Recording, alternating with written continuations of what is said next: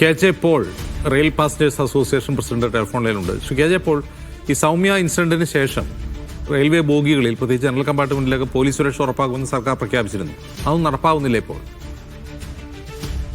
തീർച്ചയായിട്ടും സൗമ്യ ആരുടെ ആ ജീവൻ നഷ്ടപ്പെട്ടതിന് ശേഷം റെയിൽവേ പോലീസിന്റെ RPF-ന്റെയും സംരക്ഷണം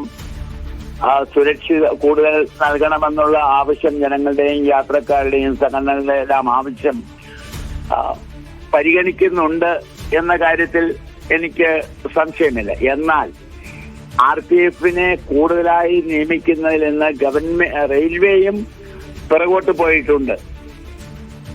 രാത്രി 8 മണിയോടുകൂടിയാണ് അടുത്താണ് ഈ ഈ സംഭവം നടന്നത് എന്നുള്ളത് യാത്രക്കാര് എത്രമാത്രം അവിടെ ജനറൽ കമ്പാർട്ട്മെന്റിലുള്ള യാത്രക്കാരുടെ സഹകരണവും കുറഞ്ഞു പോയിട്ടുണ്ട്. അവരും ഈ അക്രമിയെ ഒരുപക്ഷെ മദ്യത്തിനും മയക്കുമരുന്നിനും അടിമയായിട്ടുള്ള ആളായിരിക്കാം. എങ്കിലും തർക്കമുണ്ടായപ്പോൾ അത് നീണ്ടുപോവുകയും അവിടെ ആ കൊച്ചിനെ ആക്രമിക്കുവാൻ ചെന്നപ്പോൾ മറ്റുള്ളവരുടെ സഹായം ലഭിച്ചില്ല. പോലീസിന്റെ സഹായം 8 മണിയോടുകൂടി തന്നെ എപ്പോഴും എല്ലാ കമ്പാർട്ട്മെന്റിലും ലഭിക്കുക എന്നുള്ളത് സാധിക്കുന്നില്ല എന്നറിയാം.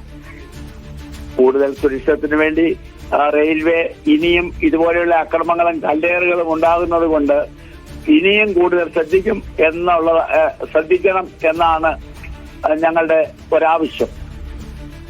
അതിൽ നിന്ന് പുറകോട്ട് പോവില്ല എന്നറിയാം. പക്ഷെ ഇതുപോലെ മറ്റൊരു കാര്യം, ഇതുപോലെയുള്ള അക്രമകാരികള് ചിലപ്പോൾ സുരക്ഷിതരായി രക്ഷപ്പെടുന്ന സന്ദർഭം ഉണ്ടാകുന്നുണ്ട്.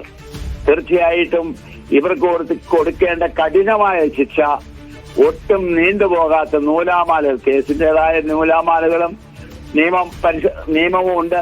എങ്കിലും അതിനെല്ലാം പെട്ടെന്ന് തന്നെ കൈകാര്യം ചെയ്യുവാൻ ഇത്ര പരസ്യമായ ഈ അക്രമത്തിന് തള്ളിയിട്ട ഈ അക്രമത്തിന് ആ പ്രതിക്ക് ലഭിച്ചാൽ മാത്രമേ ഗോവിന്ദസ്വാമിയെ പോലെയുള്ളവര് ഇന്ന് സുരക്ഷിതരായി നടക്കുന്നു, അവർക്ക് സുരക്ഷിതമായി എന്നൊക്കെയുള്ള ഒരു തോന്നല് അക്രമകാരികളുടെ ഇടയിൽ ഉണ്ടോ എന്നുള്ള സംശയമുണ്ട്.